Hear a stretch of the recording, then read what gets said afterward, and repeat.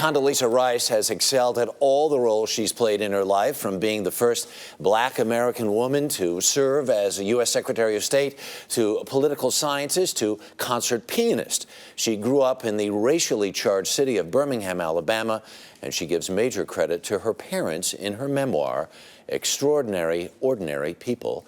And Condoleezza Rice is with us this morning. Good morning. Good morning. So I asked you first, should it be Secretary, Madam Secretary, or Dr. Rice? And you said? Condi, please. Do people actually call you Unless that? you want to brave Condoleezza, that's okay too. Well, I can do it. All right. Well, Dr. Rice, thanks very much for being here. This is such a personal story. This is not about foreign policy. This is not about the serving in the Bush White House. This is really about your personal story of growth as a child, growing up in the oh-so-segregated South. It was a separate kind of growing up, wasn't it? Describe that.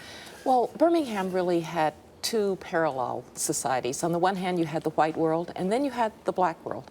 And the twains didn't meet very often. My parents were part of a middle-class black community that believed in faith and family and education.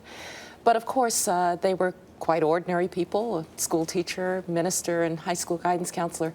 But the circumstances to teach a little girl that you might not be able to have a hamburger at a Woolworth's lunch counter, because you couldn't under segregation. Right. But you could be president of the United States if you wanted to be, and that was really the way that they raised me. What a dichotomy. You talk about getting in the car and going on trips and traveling from the Deep South and hoping to not have to stop at a gas station. That's right, because restrooms were segregated. And of course, the restrooms for coloreds, as they were called at the time, were pretty awful. Yeah. And I can And your mother wouldn't go? And my mother wouldn't go. My mother simply wouldn't go into them. Yeah. There is that part of the story. Then there's also part of the story that you were this only child, and you were doted on something fierce. I was doted on something fierce. I had wonderful parents who loved me unconditionally and gave me really every opportunity that they could even remotely call an educational opportunity. But it was really the ethic in my community more broadly. My parents' friends also believed in the strength of educational values and preparation, and frankly being twice as good so that you could show the white man that you were capable.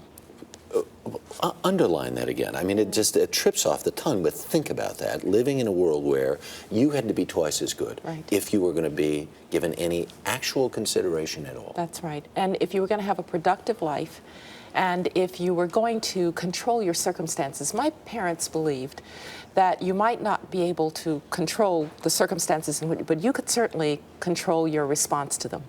And education was a kind of armor.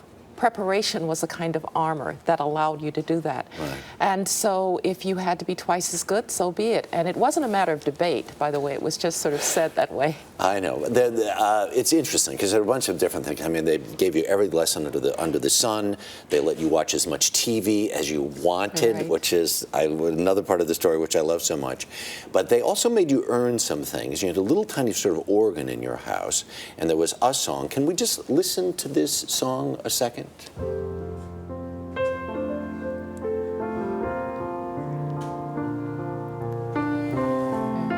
Why is this song so important? That song is What a Friend We Have in Jesus.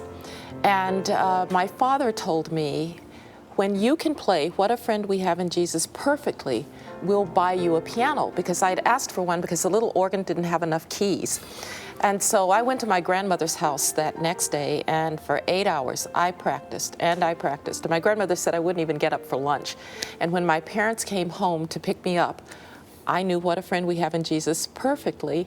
And my poor parents, who didn't have the money to go out and buy a piano, went out, I think, on one of those rent-to-own things, and they rented a piano so that they wouldn't disappoint me. There are extraordinary stories in this book, including how your father became a Republican, and because the Democrats couldn't register him, because a black man couldn't be registered to vote in the South in that day and age.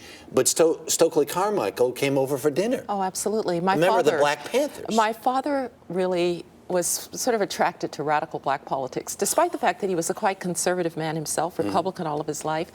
But he really, I think, was attracted to the way that they confronted racism, not with humility and sublimation, but really with strength. And so I did have a lot of associations that, in retrospect, would perhaps be viewed a little strangely. How's your golf game? My golf game's coming along. Working on my short game and looking forward to playing with you here. One of these days.